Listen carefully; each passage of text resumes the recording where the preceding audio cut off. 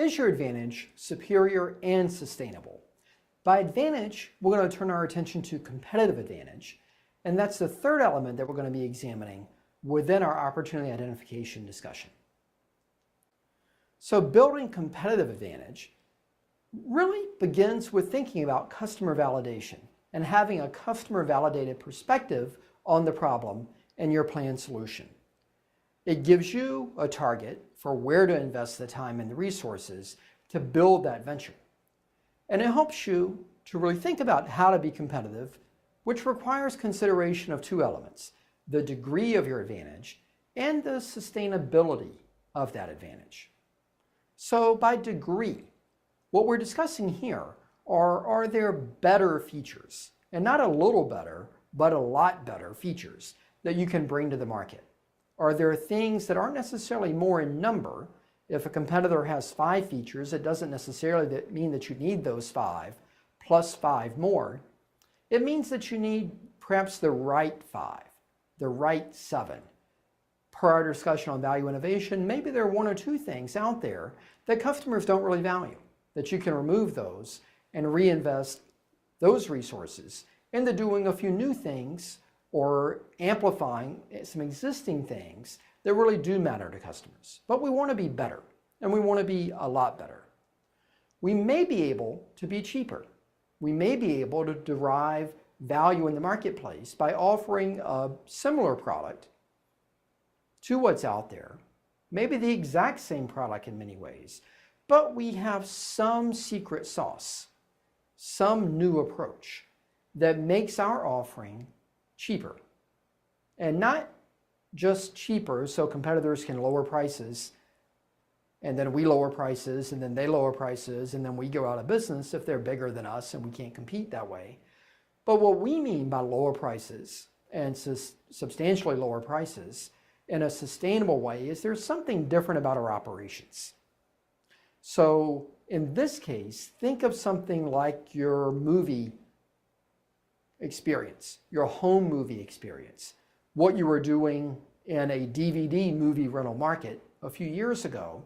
Many of us went to Blockbuster or our local video rental place, chose our movie, paid for our movie, left, went home, came back a day or 2 later and returned that movie. Well, we haven't done that lately with Blockbuster since they've gone out of business. But what really came along that most of us went to was a company called Netflix. And you may know Netflix now as a streaming service. You may know Netflix now as an internet-based service. But in its beginning, it was mail order. And for our older students, you may remember the mail order version of Netflix that was the original. And what that allowed us to do was to go online, choose the same movies that we may have chosen from that Blockbuster, but they would come to us via the mail. And sure, we may have to wait a few days for that to arrive, but they were cheaper, and they were always in stock, more or less. And few of us had to watch the movie that day. So the fact that we had to wait a couple of days, you could argue was worse than the Blockbuster experience. But for many of us, we would rather wait a few days on mail order than go to the store. Maybe the movie was in, maybe it wasn't, watch it, and then travel back to the store and return it. We would rather wait, and we would perceive waiting as being worth it for the time and or money that we saved. So what we see with that is that Blockbuster eventually came into trying to do some things with mail order and trying to do some things online.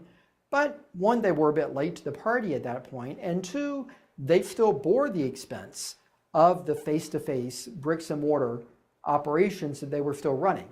So sure, they could try and copy a Netflix or copy a Redbox and do the vending machine model, but that did not necessarily replace all of the expenses that they were already incurring, and that based on multi-year lease agreements, they may have already been on the hook for, even if they wanted to close the stores.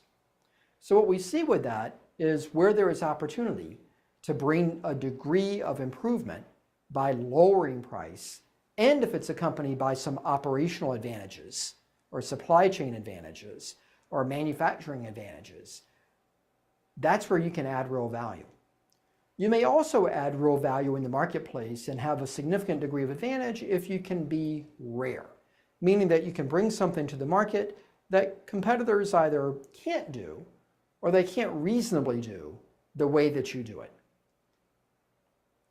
We also want to talk about the sustainability of your advantage. With sustainability, what we're talking about here is how difficult is it for somebody to copy what you're doing? What's the likelihood of that? How easily can a competitor come along and observe what you're doing, learn from you, see your success in the marketplace, and decide that they want to apply their resources or their know-how or their relationships to try and replicate your success? Or maybe it's that next startup. It's that startup that came after Netflix, that saw their success, that tried to replicate what they were doing. Well, in that context, you want to think about, as you enter the market, are there things that you can do to make your product difficult to copy? Now, maybe it's the intellectual property, maybe it's the patents and things of that you can develop, or it may be building that strong brand that resonates, that really takes hold in the marketplace. It may be relationships that you can develop. It may be exclusivity agreements that you can sign with people that are selling your product or supplying you with parts of that product. There are a variety of different ways that you can work to build some entry barriers that make it difficult for those to come later and compete against you. We also want to think about sources of competitive advantage. There's degree and there's sustainability, and then the application of that is in some way influenced by how are you going to derive that advantage in the first place. One is specialization. What we see with specialization is an opportunity to be not like everyone else. So I see a lot of students today with concepts around subscription boxes. So what I mean by that, if you're familiar with NatureBox, if you're familiar with the Dollar Shave Club, these are models by which you as an individual will go online. You'll pay a fixed fee per month, maybe $20, maybe $40 per month, and you get an automatic mailing, typically monthly, with a box of product that you have signed up for. You've subscribed to that product. What it means for the individuals that are providing that product is it's a great revenue model that if they can get a customer to check the box once and enter their credit card number, they know that every month until that customer cancels, they're going to have new product that they can expect. They're going to have new revenues they're going to generate each and every month forever for every customer that comes on board. They can either build original product, kind of being able to forecast demand. They can either make agreements with their suppliers based on having this demand. They can develop a number of distribution agreements to bring products in. And we see this not only in food and shaving, but we see it in cosmetics. We see it in apparel. We see it in wine. We see it in educational products and craft products for kids. A recent article that I read, while I thought there were perhaps 100 box companies out there, instead informed me that there were almost 600 subscription box companies that are out there. So when I see a student comes along that wants to do the 601st company that does this, it doesn't really excite me. It's not something I necessarily see great opportunity to build a competitive advantage. What does excite me is a company called Cratejoy. Cratejoy does not compete to try and be 601 in the subscription box market. Cratejoy is one of the few companies that has made the choice of let's build the tool, let's build the platform, let's build the picks and the shovels that the gold miners need. So in that context, what Cratejoy does is they started a subscription e-commerce enabling business. They started a software company in the summer of 2013 that allowed individuals that want to be the subscription company, that want to be the provider of that subscription service, to use their software and use their platform to build out their site, to manage their inventory, to take care of their payments, and have a fully integrated service for a monthly fee that all the 600 companies that are out there and all the many hundreds to come can use as their preferred software provider for the tool. That's something that makes a lot of sense to me. It started with two individuals, both with some technology expertise. They applied and were accepted in the Y Combinator in Austin. So they went into a summer program to really build out the concept. And approximately a year later, they raised $4 million in venture capital in September of 2014 to continue to build and scale and market that business. Again, not trying to be 601, but trying to specialize, trying to do something that they saw an opportunity for that really wasn't being done well yet. Localization is another opportunity to be competitively different and to build that competitive advantage. We see this in some cases in international markets where there's a domestic product that's doing well, and the example here would be Spotify in the US, that's serving up music. An all-you-can-eat model is fixed dollar value you pay per month, and you can stream music and download music and things of that nature for a fixed fee. Well, what we've seen abroad in Taiwan is a competitor in KKBox that has differentiated from Spotify. They may have a lot of the popular music that Spotify has, but they further differentiated that by trying to sign local music labels and entering some agreements and some exclusivity agreements that provide this company unique access and a unique stock, a unique catalog of content and music for their local market, to be able to anticipate, to be able to provide, to be able to serve individuals in their home country in a bigger and better way than a Spotify could. So in that context, it's specialization to an extent, but even more so, it's a localization strategy. A third source of competitive advantage is the team itself. Now, if you're already successful, if you're a Google, if you're a Microsoft, you can already recruit great talent and great executives.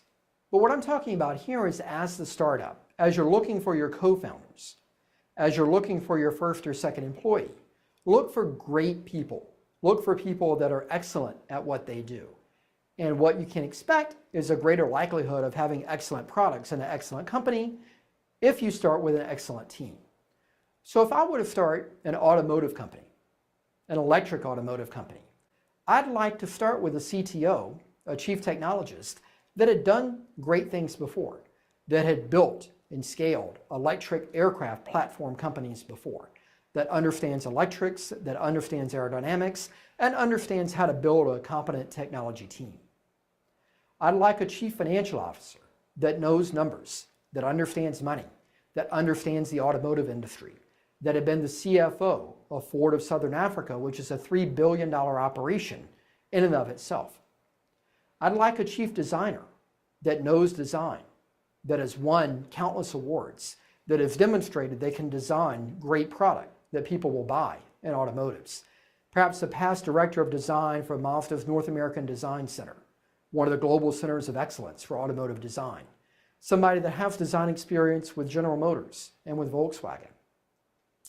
I'd like somebody that can build cars. I'd like somebody that has been a past production lead with Lexus, Toyota, Volvo, Renault.